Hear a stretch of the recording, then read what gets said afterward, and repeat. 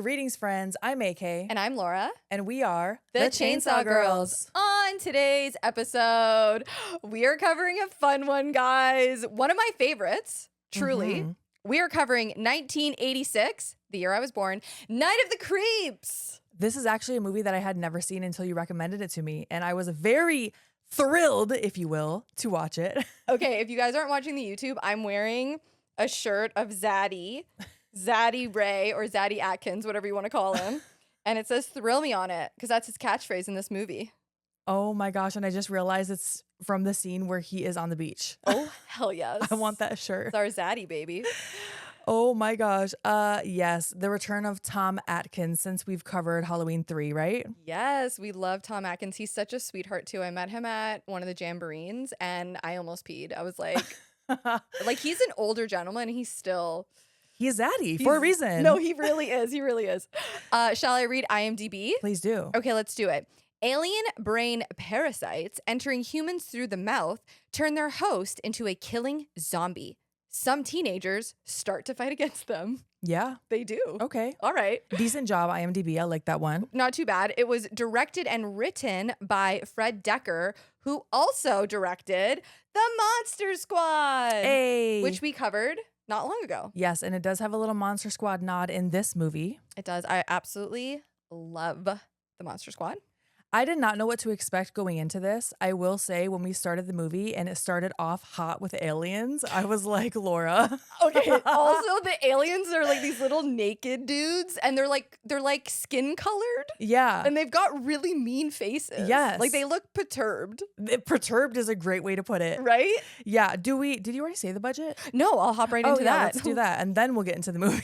All right. Okay, so Night of the Creeps had a $5 million budget, and unfortunately, it only made $591,000 at the box office, which is such a bummer, but apparently it did not have a wide release, and it didn't have strong promotional, material. Yeah, that made sense when you said that to me because this isn't a movie I saw when I was younger or really heard anyone talking about. So yeah, that wasn't surprising to hear that. And of course, we know now that has become much more of a cult classic. No, for sure. And honestly, I hadn't seen this until maybe 5-6 years ago. Oh, okay. Yeah, so it was fairly new for me too. But Okay. I fell in love with it instantly. Of course. Because I love it so much. It's great. It's a really fun movie. It's fun. It's Yeah. a fun, easy watch. So should we jump into the movie then? I really think we should. We kind of already started talking about the opening scene. We're on a spaceship and we're with these little pumpkin head looking aliens. That's what they look like to me. Yeah, they do. Kind of like Sam, but aliens. Yeah. I could see that. I was going to say a little less evil, but maybe not. I don't know.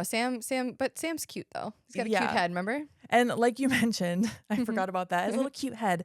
Like you mentioned, they look like they're naked, like a flesh color, I guess. Yeah. And I don't know how else to describe them. They look like they're small. They're running around the spaceship. They're shooting. They look really angry. They look pissed. They're pissed. They're perturbed, like you said. And there's one that is running around and he's got like a canister in his hand. Yeah. And he's taking off. And the little tiny aliens, he's also an alien. They're shooting at him. Yeah. Because whatever he's about to launch into outer space probably ain't a good thing. It's definitely not. No, so he runs into a room and like closes the door behind them and then sticks the canister in a hatch and just like shits it out of the fucking I thought you were going to say shoots it, but shits it actually works better, I think. Almost did say shoots. I like shits it better. I was gonna say shoots it and shits it came out and then an F-bomb came out. I apologize, guys. Don't apologize ever. Okay. So I also love that subtitles were coming up, but in the alien language. Thanks for providing us nothing. I still don't know what they're saying. It's like gibberish. Like, Yeah. I don't know. Am I supposed to know how to speak alien? So then they cut, and now we see that we are in Sorority Row in 1959. Ooh, yes. We are back in time, baby. I don't know what it is about this time period. Like, I don't think I would want to live in it, but I enjoy watching it in film. And the music. I love the music. Oh, and the outfits are kind of cute. And the cars. Oh, yeah. They start off hot playing Smoke Gets in Your Eyes by the Platters. And it's the romanticism of that era, I think. Yeah. Right? But I feel like also being a woman in that era might not have been a party. Yeah. Heavy on the romanticism and not actually the romance, probably. I don't know. It depends. The music was definitely romantic. Oh, I loved the music. It reminds me of my grandma. She listened to a lot of oldies. Yeah. I love oldies. I know. I love oldies too. It reminds me of my dad. We always just listen to it together. Yeah. And then so they start playing Put Your Head on My Shoulder. A lot of people know that. Maybe some people probably just know it from the Doja Cat remix. Oh, yeah. But either way, great song. Super good song. So there's this dude driving in a convertible. And he looks like a cool guy. He's listening to the radio, and authorities at the Crestwood Institute for the Criminally Insane have requested an all-points bullet, but we don't find out because this idiot turns the radio off before he could be warned by the reporter that there is a psychopath on the loose. Yeah, he's not worried about that. He's only concerned with coming to the sorority and picking up his gal, his main squeeze, Pam. So we cut into the sorority now, and we hear another girl on the phone, one of the sorority members, and she's talking about how they broke up. We don't know who she's talking about yet, but we hear the name Ray, and she says something along the lines of, he's a cop, he has no future. And you could tell she's so happy to be gossiping to drop this tea on whoever is on the other end of this phone. Oh, you know, when she found out, she was like, I cannot wait to tell my BFF. I have to tell someone that they broke up right now. Yes. And she also, I want to say she mentions the guy, right? Doesn't she say that the guy's like a dreamboat, referring to the guy that's picking her up? She might have said that too. I didn't write that part down, but I definitely heard the name Ray, which we will find out who that is in a minute. And so now we cut to what looks like it would be called Makeout Point or something. Yeah, it's that thing in like, I don't want to say every movie, but I definitely remember this in like TV shows, even cartoons, like The Simpsons. I think they had something like this. Yeah. I don't think I've ever been to a lookout point with a boy before in a car. That wasn't a thing around here. Is it a California thing? Oh, I could totally see. Well, yeah, they have hills. They have and mountains and stuff. A lot of nice views. So it's got to be, because I definitely did not have that. We don't have mountains in Michigan, so maybe the drive-in, it would be similar to that. Oh, the drive-in. Yeah, I think I one time like parked in a cornfield, but it wasn't really a great like site. You know what I mean? For a drive-in or just to go in the cornfield? Just to go in the cornfield. And nothing else. Nothing else just happened. To look at the corn. That's right. Okay, so we're at the lookout, and we're going to find out that this is Pam.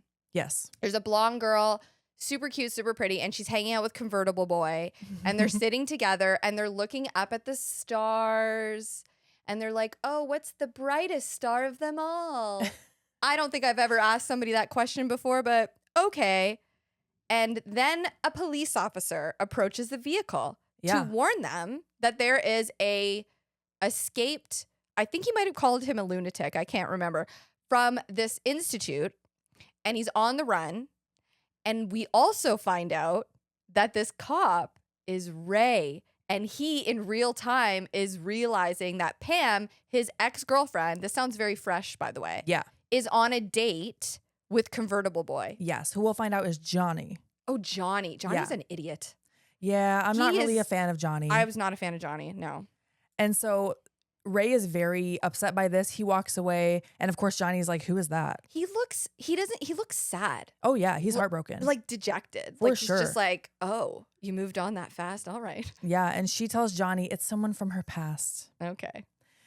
Then they see something fly over them in the sky. This is why, okay, go. This is why we don't really like Johnny. Something flies over them in the sky and lands in the woods, and Johnny wants to go find it. Okay. It is the 50s. They don't know everything that we know. Dude, he's on a date with a smoke show, and okay, so they're literally at makeout point, all right? She is clearly into him. I think he's into her. I honestly can't tell, because all of a sudden he's like, oh, I want to go find out what it is.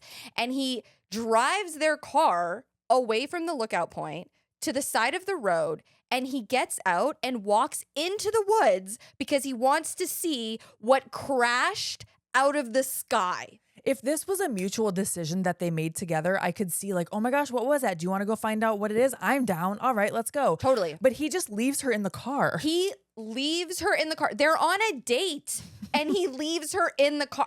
Johnny, dude, come on. Get it together. Get it together. That's right. And so she also, it looked like a giant flaming ball. Oh, yeah. Falling from the sky. It's not like, it wasn't like a bird. Right. Like a meteorite or something. Yeah. I want to be running towards it. No, I understand the curiosity, but I want someone else to tell me what it was later. Yeah. I don't want to go up to it. Agreed. So she hears the news report on the radio now that there's this quote unquote maniac on the loose. What? I gotta tell you what I wrote in my notes. Yeah. I put in parentheses, ladies, if you're out on a date and your dude chases after a fireball, please tell him to get a fucking grip.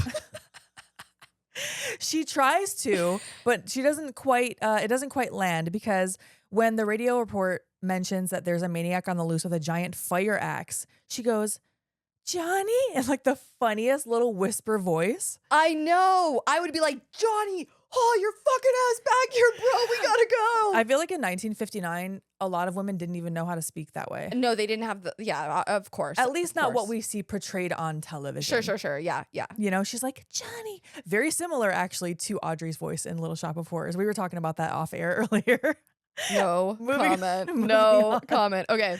So, yeah. So like we said, he's in the woods and, like my notes are so all over the road. I just keep talking about how stupid this is. But anyways, we hear the news report. Dude escaped from the mental institution. He killed 4 orderlies earlier that night. And he is heading west on Route 66 towards the Corman University, which was a little homage to Roger Corman. And it just so happens to be exactly where Johnny parked the car. I was dying. She hears this. She goes to turn on the headlights. Of course, there's signs in front of her showing her that is exactly where she is right now. Yep, like literally at the sign. Yeah. Both of them. And so Johnny is still looking in the woods, and he finds a cylinder-shaped capsule. So what the alien had launched or shit out of the ship earlier. And we see now from behind that when Pam is in the car, someone in a hospital gown with a giant fire axe is walking up behind her. Yes, and she calls out to Johnny again, and there's like old music, like there's like the oldie music is playing. She calls out to Johnny again. In my notes it says, "Who, let's be real, is fucking useless." No, for real, he is at this point. Especially because the capsule in the woods breaks and something flies into Johnny's mouth. Why would you pick the capsule up, buddy? The idea of something flying into your mouth. Are you that bored? He is. Yes, it's 1959. Okay, fair. He's like, I can make out with this broad another day. I gotta get this capsule. Oh my God. Okay. So Pam keeps calling out to him. She's clearly scared. You know what I mean? Like, obviously. As this lunatic is approaching her with this big old axe, and then all of a sudden the axe swings, comes down on her, and we cut, and we now are in 1986, and it's Pledge Week, baby. A different type of music, a different type of vibe now, and we meet 2 best friends in college, Chris and JC. Oh yeah, a couple of bitchin' guys. Chris is admiring a girl he has a crush on, Cynthia, who's standing across the lot from them. And JC's like, I got you. And he starts calling over to her, and he's yelling everything like, hey, broad, hey, dame, hey, toots, which popped me. Dude, I love JC. I do love him. He's so funny. He's so funny, and he's such a good best friend. Like, he's a ride or die. He's a wingman. Wingman, that's what I wrote down somewhere. And he is your best friend because he will tell you not only when you're amazing, but he'll also tell you when you're being an idiot. Oh, yeah. And Love he him. does. Oh, yeah. Yeah. He cracks me the fuck up. Love JC. Mm-hmm. So later they're at a party, and Cynthia is talking to some jock who JC says has one continuous eyebrow. I mean, He does. he does. This is Steve. Okay, JC walks over and tells Steve that there's a telephone call for him. Yeah, he totally like gets him out of there. Also, do you notice how all the Pepsi, they must have gotten sponsored by Pepsi, right? Oh, because it's always showing toward the camera. Yeah, there's a lot of Pepsi. Mhm. They definitely did not have to hide it in this movie. I know that much. No, and this jock too, his name's Steve, right? Yeah. He's so like, oh, there's a call for me? Oh, okay. Yeah, Like yeah. just dumb. I think he's wearing like his jersey or something. Like it's very typical looking. And then JC tells Cynthia, my time is limited, much like the intellect of Steve. Oh, so many digs. And Steve is like way over his head. They have so many good lines. Mhm. And he's basically trying to get info for Chris. You know, he's being a wingman. Okay, so that's the best part about it is like he even says to Chris at one point, like, why don't you just go talk to her? Yeah. And Chris is like, oh no. Like he's just being bumbling and oh my God, nervous. I can't. Okay. I know. Sometimes being coy like that is cute. Sure. Sometimes. But you also have to, you know, step up at A some little point. bit. Yeah. Step Okay. the fuck up. So JC is doing the legwork here, and he's asking her if she has a boyfriend, and she makes a face that indicates he's correct. And we think it might be Steve. You assume it's Steve. It because seems like it might be Steve. he was just kind of flirting with her, and Steve comes back at this point. He goes, hey, there wasn't a phone call for me, and I don't think you're very funny. And so JC goes back and reports to Chris and tells him he doesn't think she has a boyfriend. Well, because, okay, this is about JC. JC goes, well, you know what? I'm going to let him just shoot his shot anyways. Yeah, like you need to go just talk go to shoot her. your shot. Go talk to her. He probably figured, if you just talk to her, she might like you better than this guy anyway. Well, and I mean, it's at this point, they think it's Steve. Right. He thinks it's Steve, Exactly. right? So yeah, he does. He encourages Chris to go talk to her, but Chris has no idea what he's doing. And he acts like he does, and he acts like JC doesn't know what he's talking about, when really Chris has no idea how to talk to women. Yeah. And instead of going to talk to her like a normal human being, he is like, oh, let's join this fraternity. Yeah. Also, important to note, Cynthia's last name is Cronenberg, as a nice little nod. Yeah. There's a lot of, at the end of the episode, I'll go through it, but there's quite a few nods to horror movies and directors in this film. Hell yeah. Yeah. But yeah, JC meant, no, you should actually go talk to her. But Chris thought like, oh, you're right. There is only one thing to do. We have to go join this fraternity. The betas. Oh my gosh. No. So I love that they're called the betas too and not the alphas. No, for sure. But I think all fraternity, I don't understand frat culture at all. maybe the alpha was already taken by a different fraternity. Maybe you have to be like a higher level. Maybe. I don't know. I don't know. Honestly, anytime fraternities or sororities are in movies, like it doesn't even look like it's a real thing to me. I know. Like it looks pretend to me. Oh yeah. If you go to Ann Arbor, Michigan, where University of Michigan, Ann Arbor is, when you see the frat houses, it feels like you're on a movie set. I'm like, this is real? I know. Yeah. Yeah. Anywho, Mhm. so we cut to the boys talking to the leader of this big frat, Brad. Oh my, Brad is the absolute worst, man. Brad has bleached blonde hair like a Ken doll, and he looks like he's in his mid-30s. Okay, right. He's supposed to be in his 20s at least, right? He's probably supposed to be like 21. I'm guessing. He is definitely like 31. And Chris and JC look young in the face. Actually, all of them do, except for Brad. Except for Brad the douche canoe. Honestly, it might be the bleached hair that made him look older. I don't know. Like it makes him look like he's trying to be Ric Flair. So I just picture him being older. I don't know. I mean, he's like a handsome guy though. Like I think he's a good looking man, but he doesn't look like he's in college. Man, He looks mid-30s man. He's like well, you know how there's like mothers for the sororities? Yeah. He's like one of the fathers. He looks like he's one of those people who would purposely try to hold himself back just so he can be in the frat for like as long as he can. Like he has nothing else going on. By the way, his license plate says Bradster on it. The Bradster. No, I can't. No. Can you imagine if a guy picked you up and you looked at his license plate and it said the Bradster? Bradster. I'd be like, do you want to Uber? I can drive. Yeah. Why don't I drive? Why don't you just park the Bradster here and we can take my little Kia? So Brad basically gives them a task they have to complete if they want to pledge to this fraternity, an initiation, if you will. Right. And Chris asks if they have to have sex with a farm animal. Wild. And they're like, no. And JC's like, how about we just pay you off? And he just starts listing all the different ways that you can call money money. Yeah. I think it's pretty funny. That just rhymed. And they're like, actually, we have another idea for you. And so when they walk away, another frat guy says to Brad, if these guys pull this off, we're not really going to let them in, are we? Get serious. Oh, I wrote that down. Get serious. As he drinks a beer. Ugh, So they're gross. just fucking with them. They're not even going to let them pledge if they do whatever it is that he told them to do. Exactly. So our besties leave the party and Yes. Cynthia walks over and kisses the Bradster. This is her boyfriend, not Steve. Okay, she is totally in it because she thinks he's hot. There's no way this guy has any redeeming qualities besides the fact that he's probably hot and rich. Oh, yeah. And he looks like, he has some pull around campus or something, whatever that Power. means. Got a little bit of power. That power, He's yeah. got the rub, He's going to give her the rub. But Cynthia is starting to see through his shit. Yeah, for sure. So now we cut to a lab where a scientist is trying to enter the code to get into one of the rooms, but he forgets the last number. Oh, no. And I want to say this is underground. I think this is actually on the college campus, and it's like down it's like in a basement. It totally feels like that. Yeah, and it's definitely on campus. Yeah, so he goes to a payphone and calls someone to ask for to ask for the last digit. He's already put in the rest on the keypad, okay? Yes. In sneak Chris and JC. I also forgot to mention, JC uses crutches to walk. It's the kind that stay around your forearms, and this does end up playing into the story a little bit. Yeah. So they're walking up to this keypad. JC stares at it and just randomly presses 0, which, what do you know, was the last number and opens the door. Yep. Which 0 is what you would press for an operator. or like nowadays to speak to a representative sometimes. So that does make sense to me that he would just be like, I don't know, 0, you know? Yeah, and it's in line with JC's character. Yes. Because I don't want to say he's impulsive. He's not really impulsive. He's like, he kind of is. yeah, he's but I like JC and I like that he's impulsive, but I do think he like does think about things before he does them. There's logic behind it. There's logic behind it. That's it. It's not just like, he's not just randomly doing things for chaos. Like he's doing things to get somewhere or to get to something or to discover something. Right. I like JC. I do like him too. He cracks me up a lot. So in this lab, there is a man strapped inside a giant tube, all hooked up to monitors, who we recognize as Johnny. Oh yeah, it's Johnny. Yeah.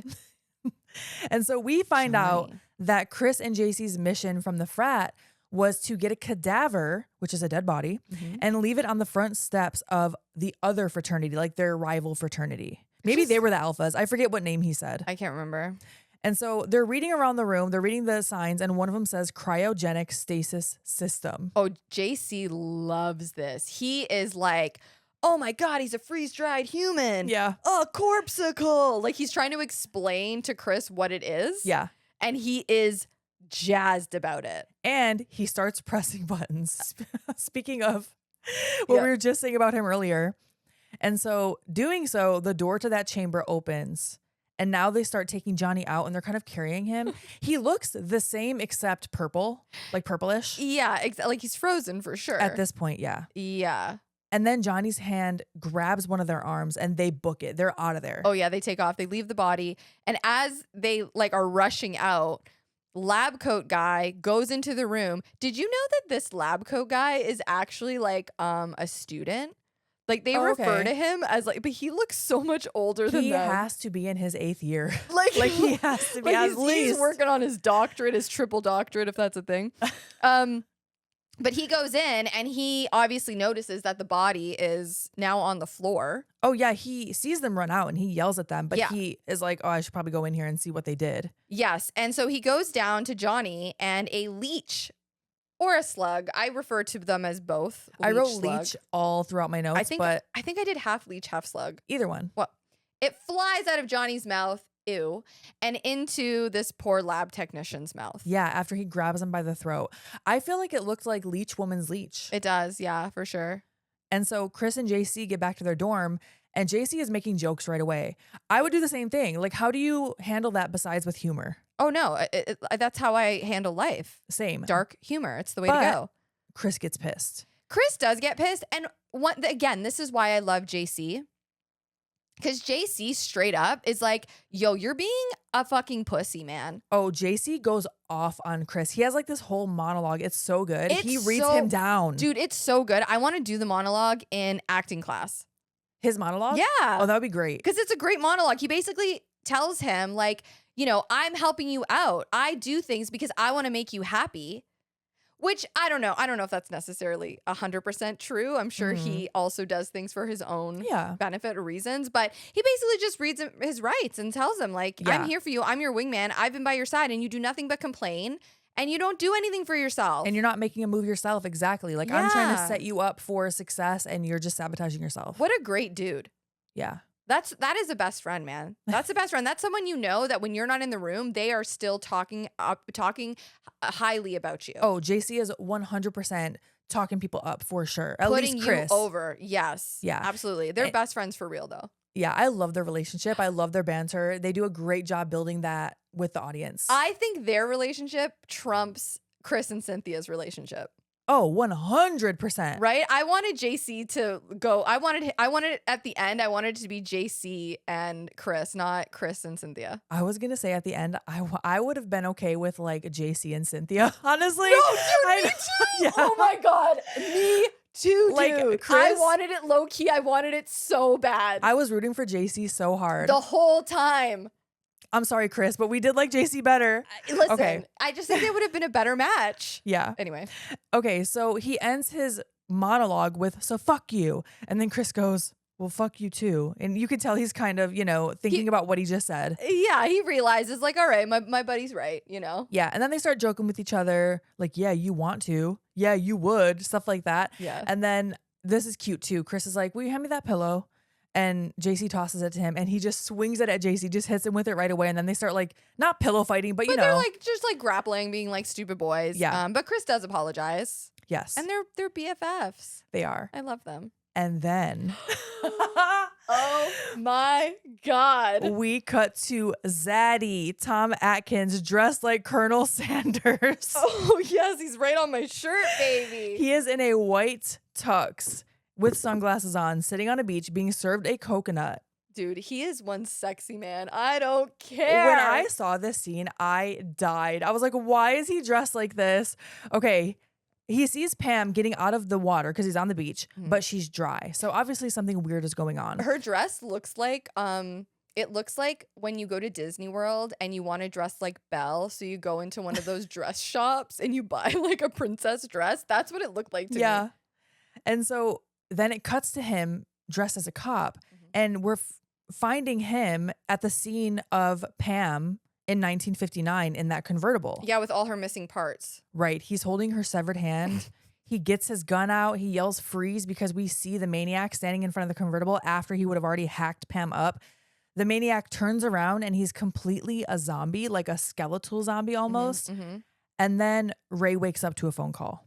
Yeah, and one thing I really loved about the scene is it really does capture that weirdness that's in a dream. Like he's wearing his cop uniform, but he has a corsage on. Yeah. And it just has that like strange dream-like, you know what I'm talking about? Like, you ever had a dream where you're like, I know it's you, but like you don't look like you. Exactly. It's like that surreal element. Like, okay, I was in this weird building, but it was supposed to be my kindergarten class. And I knew it was, even though it looks nothing like it. Yeah, I thought they captured that really well. Yes. And then he answers the phone. Thrill me. Yes. Oh, I'm sorry, Emilio. Don't cut that out. That was me clapping because I was excited for Thrill Me. Yes, this is definitely, we'll learn this is Detective Cameron or Ray. I call him Zaddy Ray for all of my notes. Zaddy Ray or Tom Atkins catchphrase throughout this entire movie. Oh, yes. Thrill me. And so he gets called to that lab and he walks in. Can I just say, I love Tom Atkins. Okay. I kind of have a hot take. It's not a super hot take, but I know how much you love Tom Atkins and I know how much you love him in this movie. I feel like there were times with his character's dialogue that I was starting to go, okay, Ray, we fucking get it. You are just super sarcastic. You're very witty. You're very clever. Because the next like 5 minutes of dialogue, it's all just, look at Laura's face. Okay, for example, he walks in and someone goes, Detective Cameron? And he goes, no, Bullwinkle Moose. And I wrote, like, he 100% would be someone who wears a t-shirt that says, I speak fluent sarcasm. Listen. I love sarcasm. Can you imagine I love the witty banter? I love witty banter. I do too. But when it's 100% of the time, it's like, okay, can you turn it off for 2 seconds because there's a corpse on the ground? Okay, that's fair. But I don't know. There's something about a dude that can keep up with your sarcasm. When they can't, oh, I completely agree with you. But when they can, oh yeah, and Zaddy's got it. I'm with you on that, but it's a bit much. It was like 100% of the dialogue for a minute where I was like, is this going to be the whole movie? Yeah, he's got a lot of catchphrases, and yeah, he's a sarcastic kind of cranky, grumpy old Zaddy. Yeah, some of his lines are really funny though. Oh yeah, this is where I wrote the lab tech is a grad student with a bunch of like question marks. Oh yeah. So he is just breaking down the scene. There's a lot of dialogue here going over, you know, what is going on? Where is this body? The body's been in the frozen state since 1959. Yes. And Ray says guys who have been dead for 30 years don't just get up and walk by themselves. Cut to Johnny's purple feet slap in the pavement. That is a similar line that they use in Monster Squad. It's Zach line. Yeah. Isn't well, it's about mummies. About the mummy. Yeah. Isn't that awesome? That's so funny. Fred Decker, man. He was like, I love that line so much. We are doing it again. I think it's a little homage. Yeah, I like it. It's a little I love it. I love the Monster Squad. Same. Great. And so now we see that Brad. Okay. Also, Zaddy says to one of the other cops, I know exactly what you're going to say. I didn't even write it down, but I know what you're going to say. Like, Zaddy says, don't make me have to play Poo Patrol with your nightstick. That's wild. That is wild. That is a crazy line. Basically saying, don't make me shove this nightstick up your ass. It's like a creative way of saying that. Okay, that one I did think was funny because it was so wild and out of pocket. Honestly, if you're getting creative with your insults, I'm into it.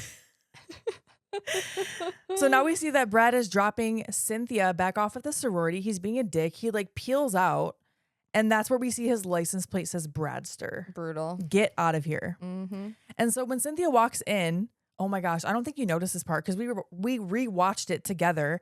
There was a couple standing right behind the door as she walks in, and they were so awkwardly standing there that I had to write it down. Okay, they're facing each other. He's holding her by the neck like this, not choking her, but like his hands are resting on her shoulders around her neck, and they're staring into each other's eyes, and her hands are in his jacket pocket. It's so weird. If I remember, I'm going to make a clip of this. Can you? Just to describe it on Instagram. Yeah. I don't remember it. It's so weird. I mean, we can put it in the stories. Yeah. We can film it and put it in the stories. Let's do it. Mm-hmm. I'm going to highlight it so I remember. So yeah, so now we're in the sorority house. The sorority mother looks very miserable. And one of the gals walks in, or maybe she comes from another room, and she asks Cynthia if she can store human brains that I imagine are for science class. Do they have science in college? I mean, yeah, if I would imagine these people are they're going to be doctors, and maybe that's why they're gonna practice on Dissect it. human. Because I was like, do they use human brains? Don't No, they use like cow brains? No, they definitely, in college and university, they definitely use like cadavers and stuff. That would make sense because they're actually gonna be doctors. Exactly. I would hope. So she asks Cynthia if they can store the human brains in the basement. And Cynthia's kind of like, ew, but okay. So they do. So it's very important to remember there are human brains in the basement of the sorority house, okay? Yeah. Now we see another sorority girl. She gets jump scared by the house cat, Gordon, a black cat. Do you notice that Cynthia, when she goes in her room, she looks like conflicted or there's something going on there, and I think it's because she wants to dump Brad. I think so, because we don't know much else about her at this point. Yeah, and I feel like they're trying to like get you to like know who she is. Yeah, and if I got dropped off by a guy with Bradster on his license plate, I'd probably be rethinking my life choices as well. Same. Yep. Yes, girl. Yes, girl. Okay. So, a dead body walks real slow. That's what I wrote in my note. Dead body walks down real the street. Slow, and then I put A with a question mark. A? Like how I talk. Yeah. So Canadian of you. So also the girl that like found Gordon, I'm sorry, her glasses were so big. Oh yeah, it's the 80s, baby. Like grandma, that aged her up like 15 years. Oh, I can see that, yeah. Anyway. We see Cynthia getting changed in her nightgown. There are boobs in this movie, Mm-hmm. just so you know. She opens... Dude, sleeping in nightgowns is wild to me. A nightgown is so interesting to me. I know it's a thing. It is, but does anyone actually do that anymore?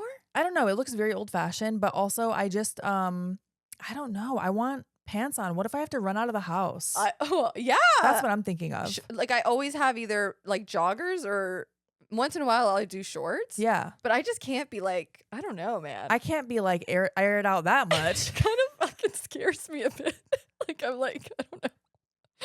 But it just sleeping in a nightgown just seems like I look like Adam Sandler when I go to sleep. You know what I mean? Same. Yeah. I do all the time actually. So So now Cynthia, I was like, what is her name again? Cynthia opens her curtains and Johnny is there looking way more zombie now. Yeah. And we see a bunch of leeches just fall he's basically on the second story, like out the window or her balcony or something. He's gross, man. And then we cut to the scene of the crime, essentially, because there is now a dead body and people are trying to figure out how it got there. Oh, and Johnny's face has been like completely smushed in. Like it looks like his face has caved in. Yeah. And I think it's from all the slugs coming out of it. Yeah. Whenever the slugs come out, basically their heads split in half. Yeah, it's nasty. Ray stops and smells the roses on his way up to this house to see the body. That was totally improvised by Tom Atkins. Really? Yes. I love that. And so, of course, the coroner or whoever is closest to the body at the time, which I believe is the coroner, he's eating while telling Ray what happened. Always. And that's where he reveals the body and we see that split, which I totally see why Ray would think that looks like it was done with an axe. Oh, Ray immediately is brought right back to 1959.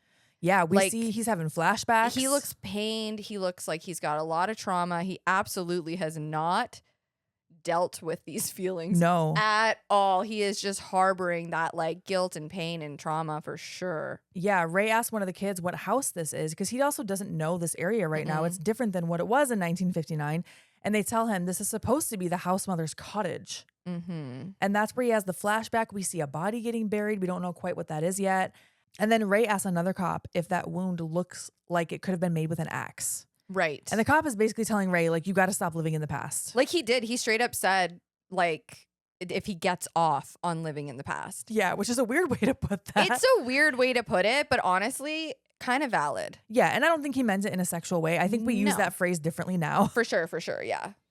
So the next day, Brad confronts Chris and JC. He's like, that was not cool, bros. You were supposed to put the body on the other frat house, not the sorority. And JC is like, we didn't even go through with it. Like, why don't you go practice goose stepping or something? Which was crazy. Yes. Insane. But that is what Brad looks like, honestly, with that hair. And so when JC is walking away, Brad kicks JC's crutches out from underneath him. Dude, I don't care how big this guy is. I would have beat the shit out of him. I would have gone insane. Honestly, the fact that Chris didn't start beating his ass, I don't care if he would have got beat down by that frat. He just kicked your friend's crutches out from under him that he needs to walk. Like, he cannot walk without them. Yeah. That is so fucked up. And then Brad goes, don't take it personal.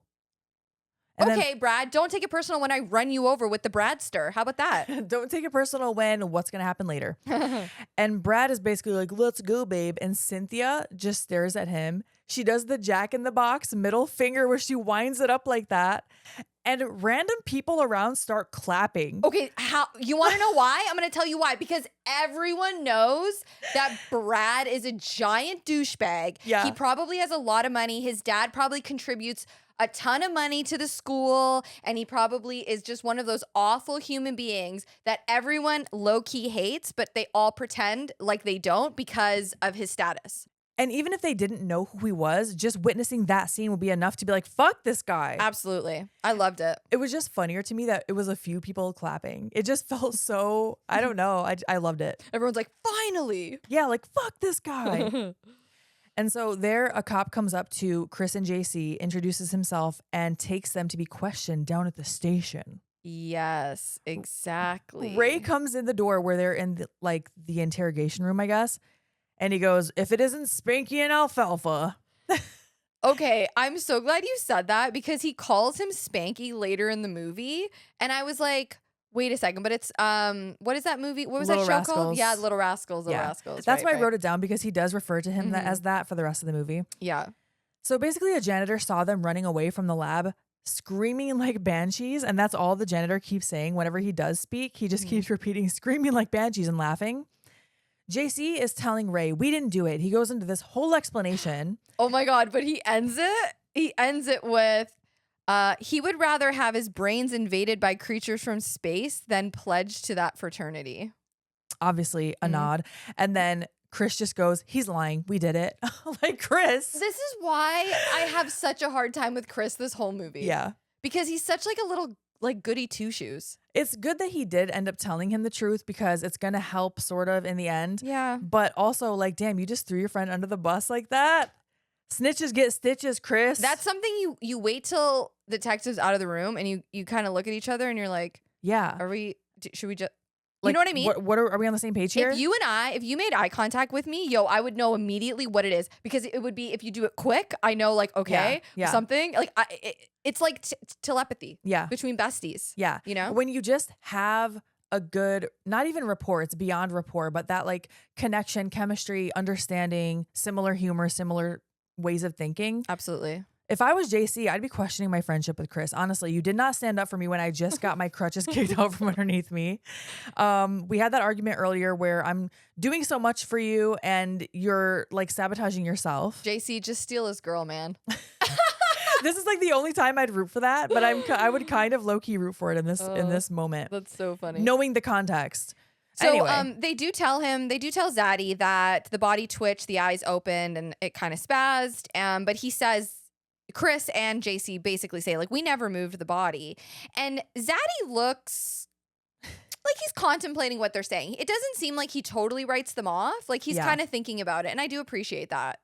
From a detective's point of view. His years on the force, he probably can recognize like, yeah, these guys look like they wouldn't have done what was done to this body. Because they do say also that they didn't damage it either. They didn't damage it before they ran away. Right.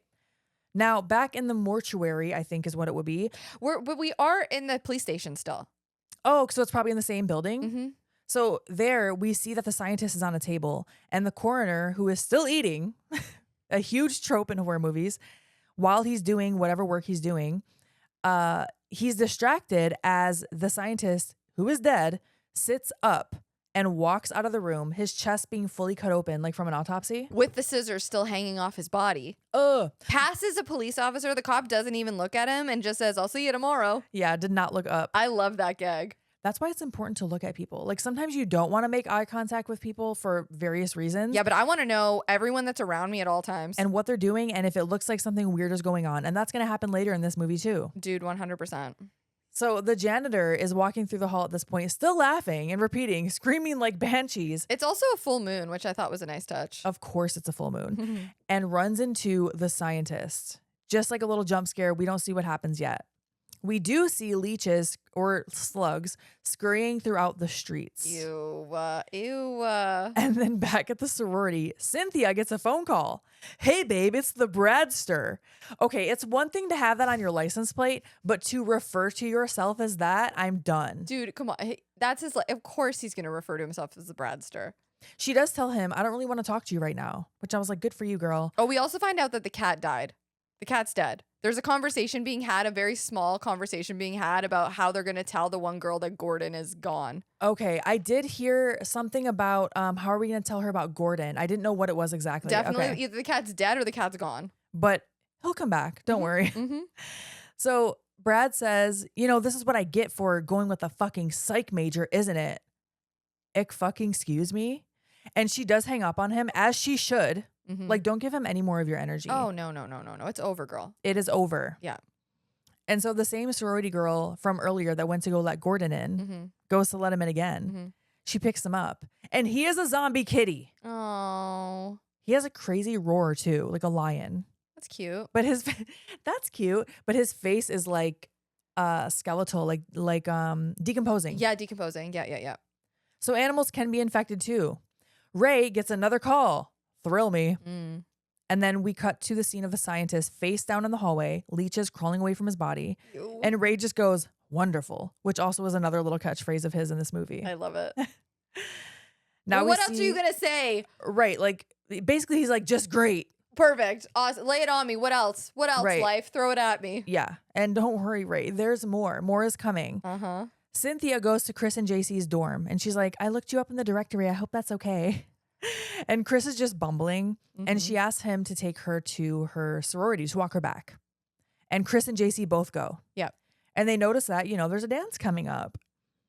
Cynthia tells them that she saw the man at her window, that zombie man, or I guess she didn't say zombie yet, but she saw the man that was on her porch at her window before his body ended up on the porch, and they don't really believe her. Is she talking about Johnny? Yeah. Okay. Yeah, she's talking about Johnny.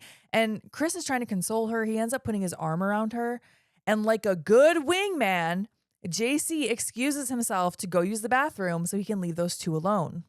I love JC, man. He's the best. He is such a good friend. And Cynthia tells Chris, look, I think that it was a zombie. Its head exploded and things like slugs or something came out.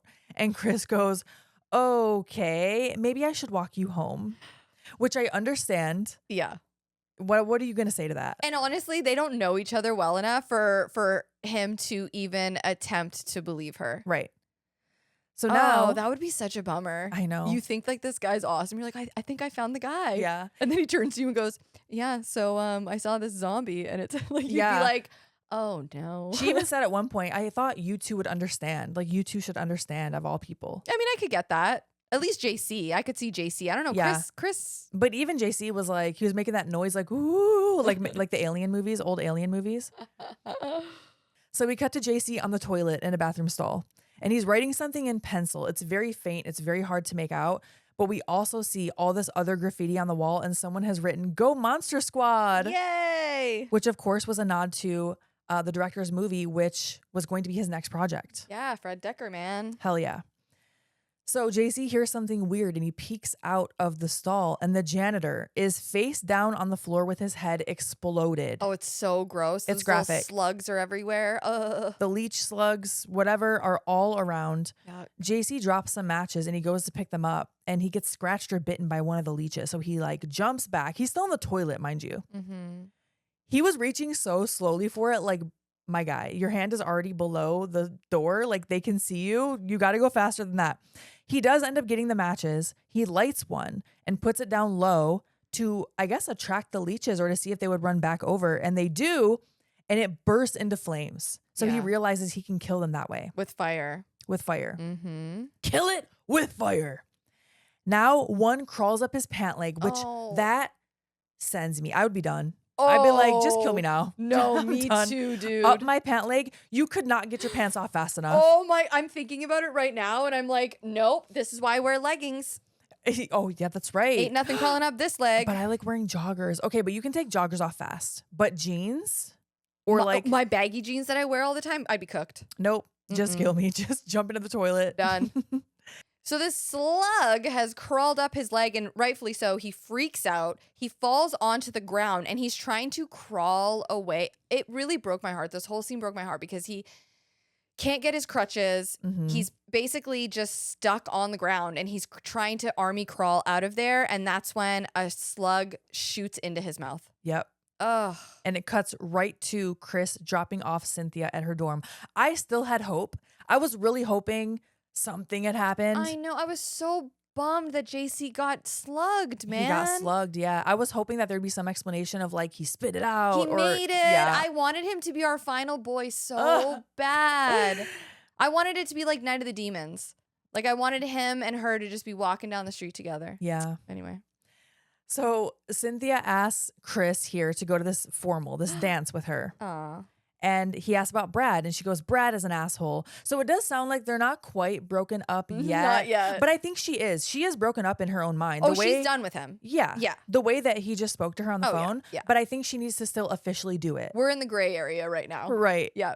But she's already like 1 foot in the next door. Like, Oh, we're going to the dance. She's monkey branching. She's monkey branching for real. Now Ray shows up and he sees this going down. And so when Brad walks away from the door, he's like, he says something like, Chris? what did I say? Called him Brad. Oh yeah, it's not Brad. Sorry. It's Chris. Chris. He says to Chris, he like lists all the things like a guy's head has exploded. You got a date for the dance. Classic Spanky. And he basically invites Chris back to his place for some drinks. Yeah, they just cut to his house and he's To Ray's house, right? to Ray's house. I swear Ray has been holding on to this since 1959. No, he has 100%. Never seen a therapist. There's no way. Oh, of course not. It's the 80s. Come on. So Chris and him are sitting in the living room. I also felt like it was weird at first. I had to remind myself Chris is an adult in college because he's handing him like a glass of scotch or something. And I was like, Yeah. oh yeah, he's not a child. Because Chris does have a very young looking face. Oh, he does. Yeah. Like he looks like he's 17. He could 18. play high school. Yeah. For sure. So our Zaddy tells Chris the most depressing story of his sweetheart, His Pam, high school sweetheart, Pam. Yeah. getting axed to death. But then he also goes on to tell him that he tracked down the dude that killed his gal on his off hours. He wasn't doing this while he was on the job. Okay. Grabbed his 12 gauge shotgun, found the guy, pointed the shotgun at the guy's chest, and pulled the trigger. He's telling Chris this. Yeah. Chris's face, he's like, I should not have accepted this drink. Yeah. At one point, he's like, you don't have to tell me this. And then he just keeps going. Oh, he wrapped the body in a plastic bag, buried it in a vacant lot behind the sorority house under the house mother's cottage. Which is the flashbacks he was having earlier. And so the point of this story, I think anyways, is he's trying to find the correlation between the zombie slugs and this lunatic that killed his gal, Pam. Yeah. He's realizing it's all connected, but he doesn't know how. He doesn't know how, exactly. And I also think it was cathartic for him to admit out loud that he killed somebody. Because obviously he's told nobody this. Yeah. And I think it's because he knows that he's going to end his life soon. Yeah. There were a couple great lines in this story that he was telling. He tells Chris at one point, your high school sweetheart went on with her life. Mine got hacked up by a nutcase with an axe. And then at one point when he tells Chris that he was tracking down the nutcase, the maniac, Chris says, by yourself? And Ray goes, oh, no. I took my 12 gauge with me. Just very casually. I'm like, oh my gosh, like he is really It's intense. going through it. I think it's a great monologue. It is. And then Chris says, not to be rude, but other than confessing to a murder, is there a point to this story? And he says, Spanky, that's exactly what I'm trying to figure out. That's it, that he's trying to find the correlation. He's trying to piece together, how are all of these things connected? Because obviously there's something going on.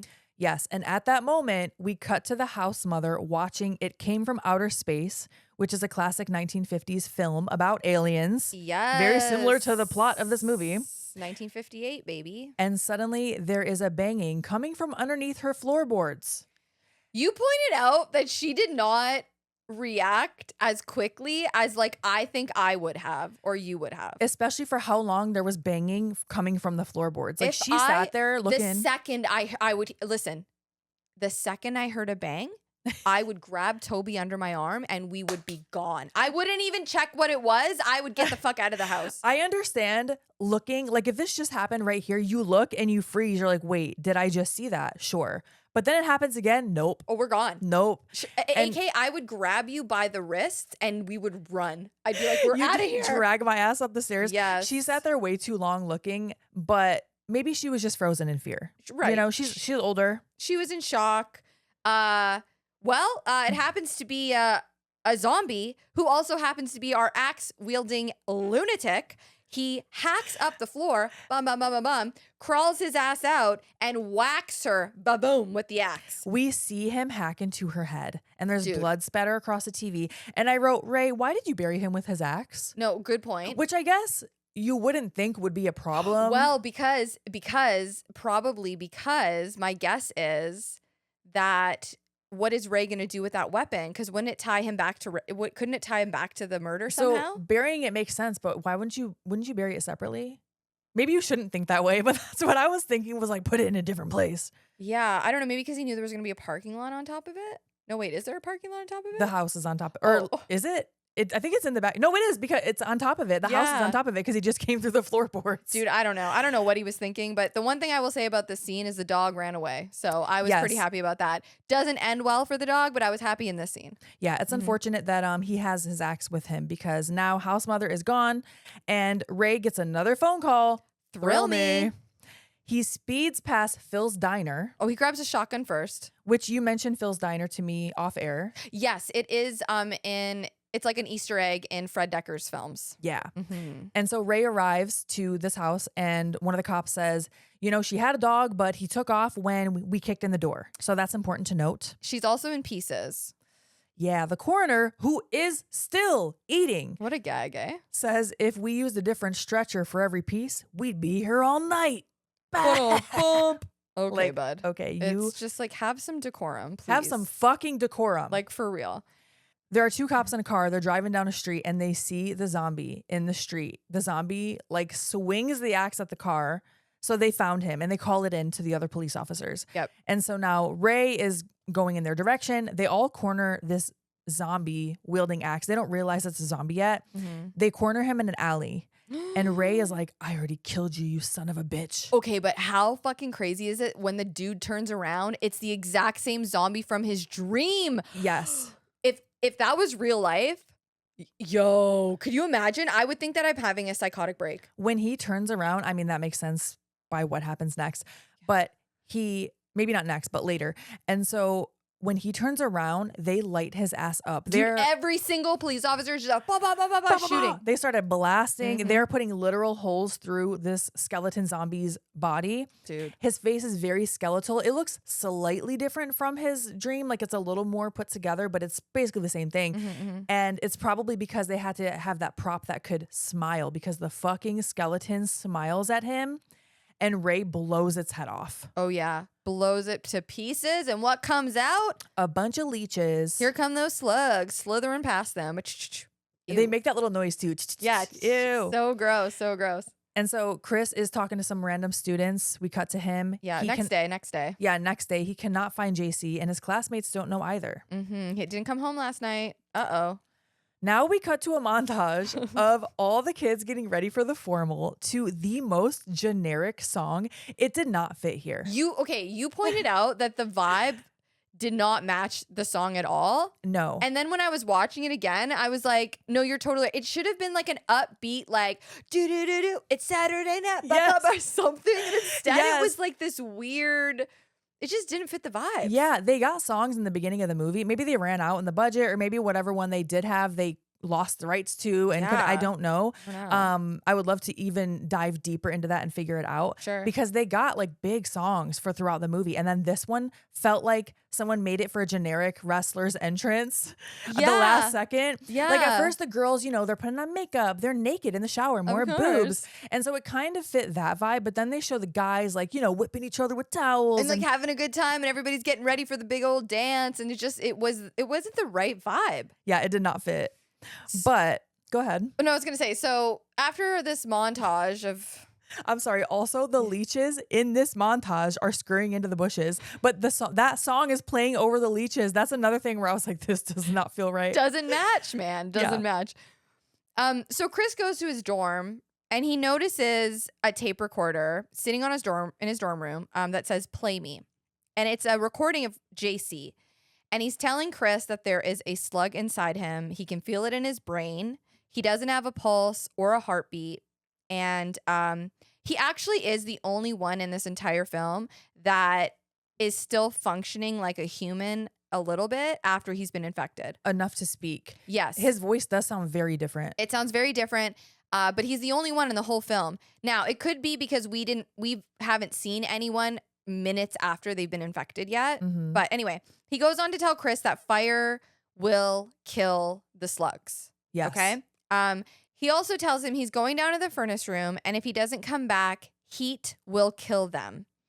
He also tells him, and this part broke my fucking heart. Same. He tells him that he walked without crutches. He walked all by himself. And he loves him. Yeah. Oh my God. That killed me. Dude, it made my heart like just shatter. I'm like, why did you have to do JC like this? He tells him he loves him and good luck with Cynthia. And then he lets out a very uncomfortable like growl. Yeah, like a zombie whale. Oh, a zombie whale. That's so sad. Yeah. Oh my God. It is really sad. And I was so bummed that Chris died. JC. Oh, shit. Yeah, I'm just going to leave that in. I meant to say JC. You're like, no, we're not bummed about Chris at all. That's true, though. No, for real. But Chris runs out of the room, thank God, and he goes directly to the furnace. Yeah. And he finds JC on the floor, on the ground, all slugged out, man. Yeah, it looks like he burned himself, right? That's what I thought. It definitely looks like that. He's like leaning face down next to a furnace, like he melted himself, and the leeches are coming out of his head, but burned. Dude, imagine like seeing that.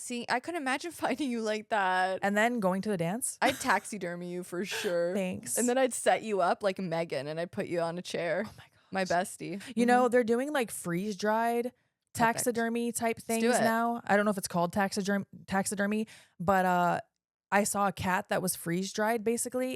No, but it looked so good. Oh, but I know that's a whole story we could talk about in the extended. Yeah, or in the something. extended for sure. We'll talk about it then, but I will say it looked really good. Where I was like, if this is taxidermy, that's the best taxidermy I ever saw. Whoa, I had a taxidermy fox as a kid that I used to like dress up and shit.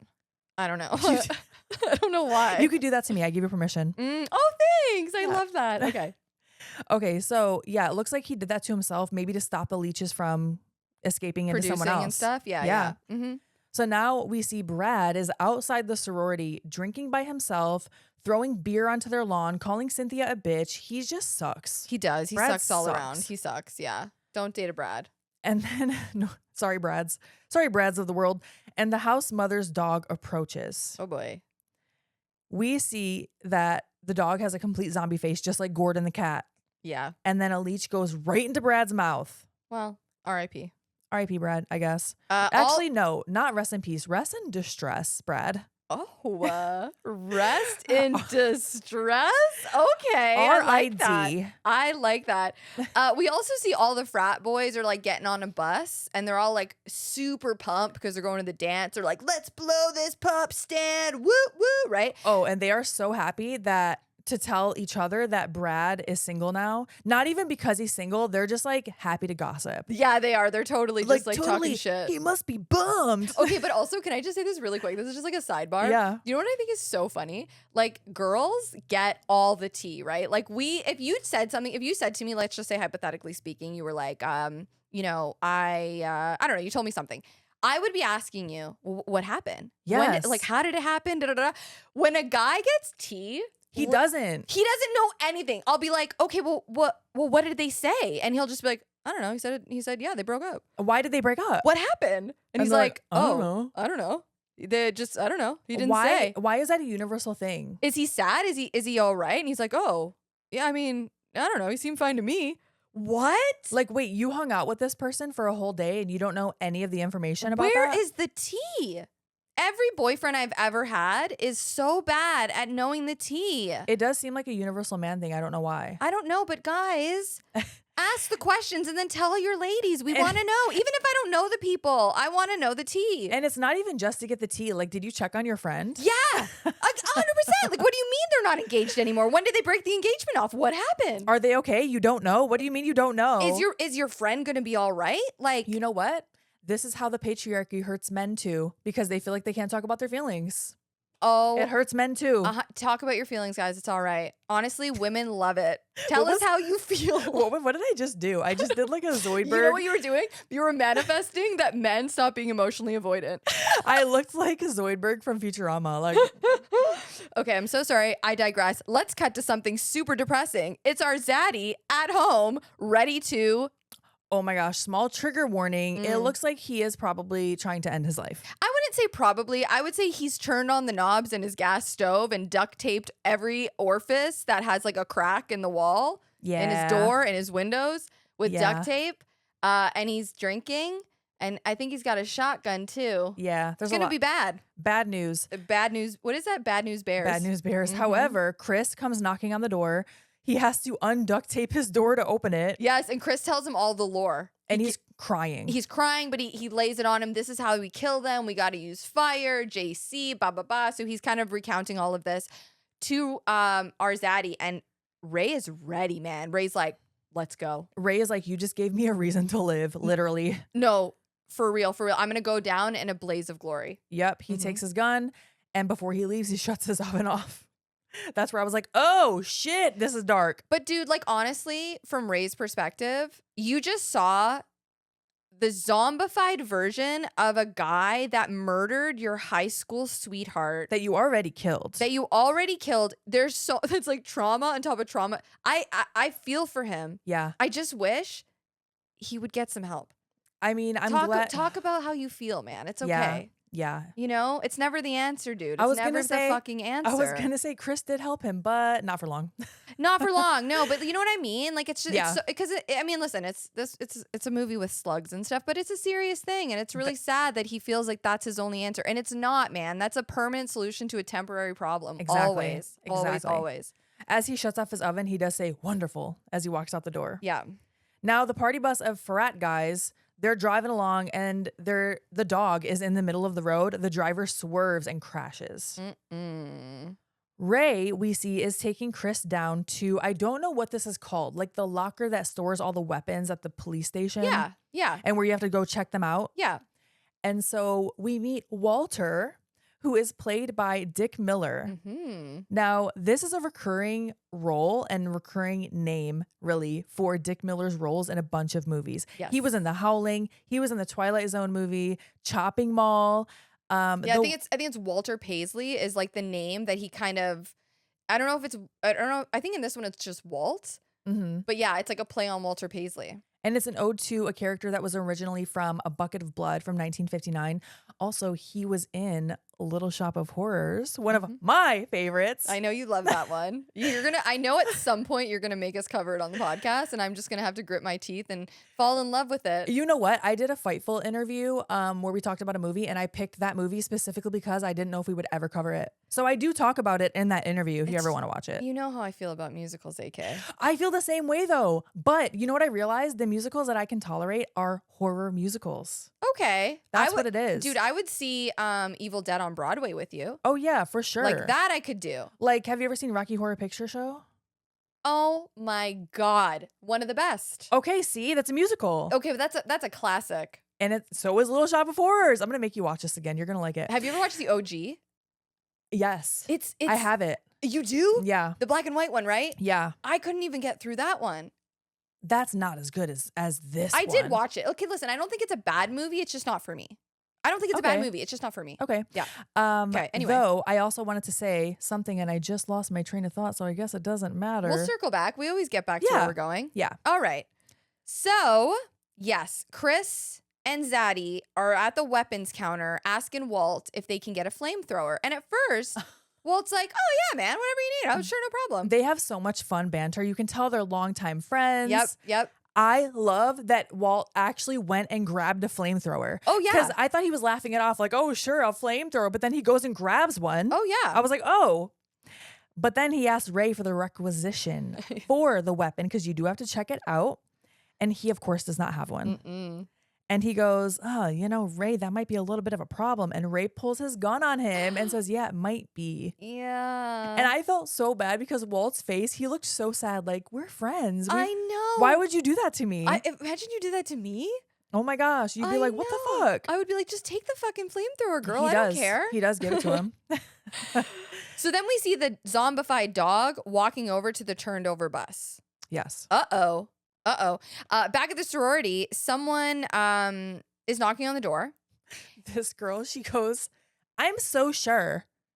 Which is so funny because I just realized my sister still uses that phrase to this day. She's younger than me, by the way. Really? She says that? Yeah, that phrase is way like before our time, but she says that all the time. She'll be like, I am so sure. I love that, actually. I do love that.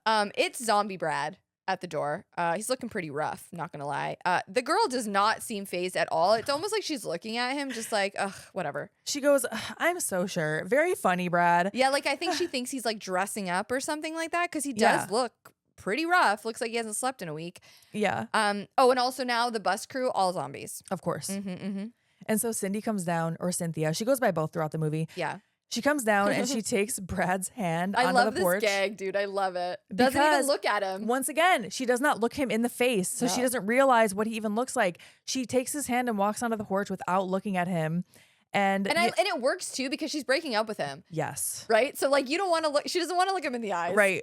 And she starts breaking up with him. She sits on the porch and leeches are coming out of his mouth. She's not noticing. His mouth is like wide open behind her. Like his head is right behind her. Just like, it's like a pest dispenser. yes. And there's just like slugs just pouring out of his mouth. And so Chris runs up with the flamethrower and is like, Cynthia, get away from him. Now she notices and freaks out. Yeah. And then see you later, Brad. Bradski's done for. Chris torches his ass. Oh, yeah. Oh, yeah. Love it. Brad's head cracks open. Ray bursts into the sorority and says your favorite line in the movie to these girls. Oh my God. Here we go. The good news is your dates are here. A girl goes, what's the bad news? They're dead. Yes, baby. I love that's one of my favorite lines of a movie ever. Chris has now given Cynthia the flamethrower, which I didn't write this down, but I'm pretty sure Chris says to Brad here, don't take it personal. Unless he says it later. He might. But he definitely says it to Brad. Yeah, he probably did because didn't Brad say that to him earlier? He said it to JC when he kicked his crutches out. Oh, yes. So I must have forgot to write it down, but he definitely said that to him. Yeah, for sure. And so now Chris has given Cynthia the flamethrower, and his plan is that he's going to shoot these zombies in the head, and when their heads open up and the leeches come out, Cynthia's going to torch them. Right. And they really turn the effects up here. Like there's a guy who comes up, his whole face has been ripped off. It's just a bloody skeleton. You said you have a coaster like that at home? I have a coaster with his big ugly face on it. Ray shoots one of the frat guys, and as he hits the ground, his cracked open head we see his eyes are like rolling back on this practical effect. It looks so Yes. good. Dude, also like when Ray like shoots the dude, he like there's a girl in the room with him and he full on like pushes her head down like a Goomba. Like he's just like, get out of the way. He says duck and just yeah, makes just her like duck. grabs her by the top of the head and just pushes her down. I mean, you got to be efficient, you know. You and can't. then, dude, he shoots him in the head and goes, "It's Miller time." I know. Love it. Ray gets knocked over at one point with this other sorority girl.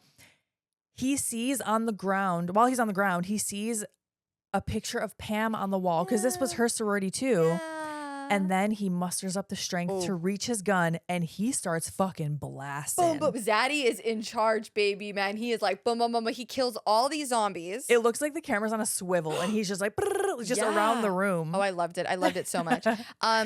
Chris and Cynthia are outside. And I just want to say, I love the visual of them in their prom outfits or whatever, their formal outfits with the flamethrower and the shotgun. Yeah. I think it's like a very cool looking, I think it's actually the front cover of the film. I like that too. Yeah, it's cool. And they're getting cornered. And so Cynthia's like, in here, into the shed. It's like a shed, right? Yes. Oh, yeah. Didn't I get upset? Because Chris is like, what a stupid idea. Or whatever no, he said. because the zombies start breaking through a little bit because it's like It's a shed. That's not built that well. Yeah. And Chris goes, real good plan. Bitch. Where would you like us to go, Chris? What do you suggest? We were outnumbered. Do you want me to teleport us? Are you going to get us out of here? Are you going to put me on your back and get us out of here, Chris? Like, talk about a team building activity. Like, this is where you learn someone's real true colors. I know, but they end up loving each other. So maybe it's a good balance. I just rolled my eyes, I guess. We'll get there. So one of the zombies breaks through and grabs Chris. I was like, what name? All the names are going through my head. Right. And Cynthia is able to torch it. And then multiple zombies break through and grab Cynthia and start dragging her out. And she's yelling for Chris. And at first I was like, is he really not going to help her? But he does start up a lawnmower. This was pretty awesome. It was pretty cool. We just covered another awesome lawnmower scene in our Dead Alive episode. And he goes, later, dude. And then goes right for the zombie's head. Oh, yeah. It's pretty great. Zaddy is now surrounded by dead zombies. Chris turns off the flamethrower and he notices all of the slugs are slithering their asses to the basement. And this is when Cynthia reveals to him, oh, yeah. Yeah, they're like human brains down there. Oh, by the way. Whoops. So they go inside and they tell everyone to like get out of the house. Which I also don't, I'm sorry to cut you off. No. I also don't realize, or I don't know why they didn't do that already, but maybe they were just too scared to leave. I don't know. Maybe they're up in their rooms. I would have been out of that bitch. Oh, I would have been on a bus. I'd be on the other side of the country. Like I'd be out of there, right? One thing I will say about Chris though, Chris is brave. Chris goes in that house with Cynthia. Cynthia's a bad bitch too, man. Oh, she is. Oh, so I have to give it to him because honestly, like he's been a little, like his story arc works because at the beginning of the movie, he was so chicken shit. He wouldn't even talk to her. Yeah. And now he's walking into a slug-infested zombie sorority with a shotgun. I mean, that's a pretty great character development there. Yeah, he definitely won some points with us there. Yeah, okay. I like him. I like him now. It's all right. So they get to the basement and Ray is down there already. He has his mouth duct taped shut Smart. and a giant canister of gasoline. Oh, yeah. And he mumbles to them like, get out of here. He takes his tape off. One of the leeches shoots for him because we see in the corner, there's a gigantic gyrating pile of leeches. Oh, it's so gross, dude. Presumably on top of all those brains. It's disgusting. It's so nasty. But one shoots for Ray. He grabs it midair and says, don't even think about it, you little son of a bitch, which feels like something I would say. For sure. You would definitely say that. And then Ray starts putting gasoline over all these leeches and starts counting down from 20. And Chris looks at him and you can tell he has an understanding of what's going on. Yeah. And then Chris and Cynthia run outside and Chris is also counting down with the pattern that Ray would be counting. Yeah. So Ray is just dousing leeches in gas. Chris and Cynthia get out to the street where a bunch of people have surrounded. Chris gets down to one and then says, "Detective, thrill me." And then there's an explosion. So he sacrificed himself. Ray sacrificed himself to save not only Chris and Cynthia, but presumably the whole world. Yeah. Because that would have just infected everyone and everything, right? He just went out swinging, man.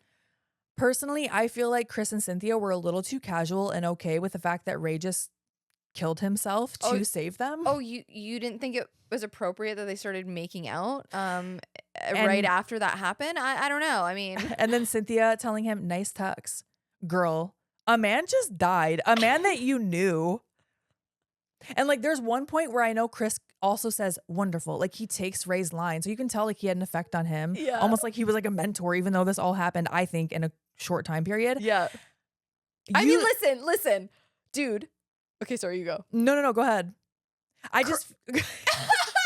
Chris just like manned up and saved her life. Yeah, I get that. Inappropriate timing, but I also understand why she's like, yeah, I'm into you now. But they were looking at the house like they just escaped, not like a man just died. Agreed. You know, they're looking at the house like, oh, I can't thank believe we got out of there. God. But you knew this guy. And Ray is blown up, man. So I wasn't crazy about that part. No, I didn't like it either. But also we have to take into account the tone of the film, right? Sure. Like we got to keep it light and happy. Yeah. Right at the end. Yeah. Even though it's pretty depresso. And we will see that Ray isn't quite dead yet. We see he's crispy though. He's crispy. We see a burnt up Ray walking down the street. I think he had a cigarette in his mouth too, if I'm not mistaken. He's kind of burnt, so I can't tell, but that's how I imagined it. He collapses. Leeches come out of his head, so now he is dead. And they crawl into a cemetery. Of course, it's a full moon, as you mentioned. And we see a spotlight from above searching the cemetery, and then the giant spaceship overhead. Yeah. The end. And that's it. That's Night of the Creeps. Night of the motherfucking Creeps. Did you love it? I did. It's so I know fun. I know I say it all the time, but it's I really, a fun one, right? Yeah, and if it's a movie you love that much, I know I'm gonna like it. Yeah. Like I mentioned earlier, when I first saw Aliens, I was like, oh shit, here we go. It's so funny we talk so much about how we don't like alien movies, but then we actually do like a lot of them.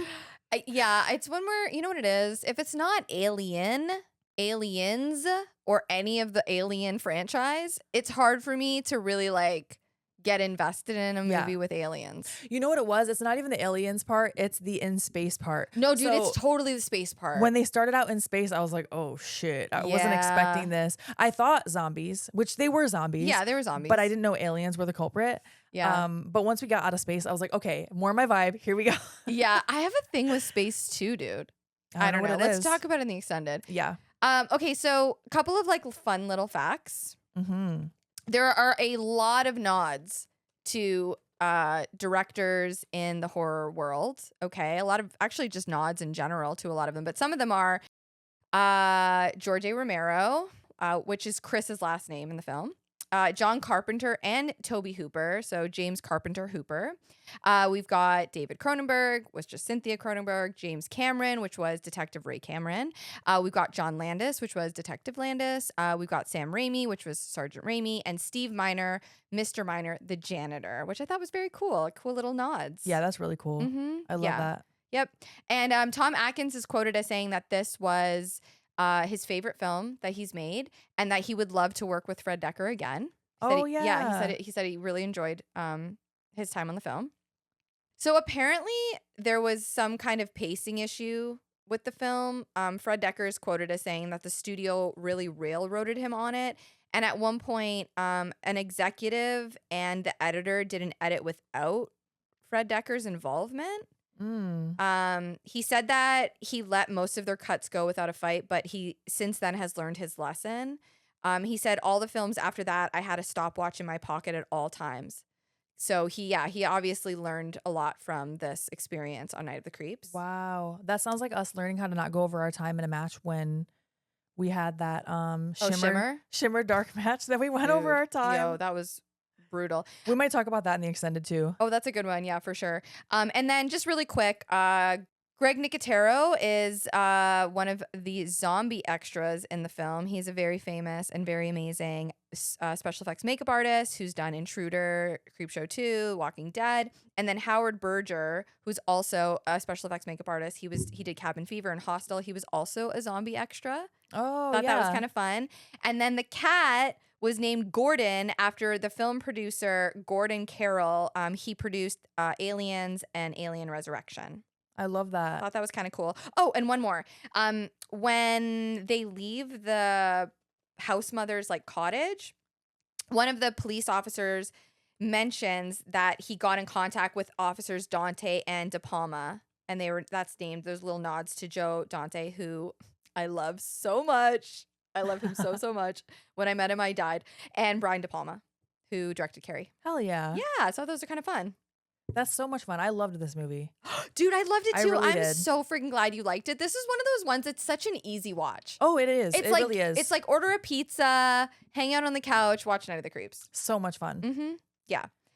Thank you guys so much for listening to the pod and watching along on YouTube. If you are, we are on social media, Instagram, TikTok, at Chainsaw Girls Pod. You can also email us, chainsawgirlspod@gmail.com. If you haven't already, please give us a 5-star review. It really, really, really helps our podcast grow. And right now, we are shouting out our top tier patrons. We do have a Patreon if you guys are interested. But right now, we're shouting them out. Let's go. Ryan K, Gamers 360, Angel R, Jolene, David G, John M, Jonathan W, Rob V, David T, Heather D, Franchise Driller, aka Ryan, Millie C, Adrian G, Chris S, Alexis T, Adam VL, and James C. Thank you so much for being our top tier patrons. We appreciate you guys so much. Okay, bye.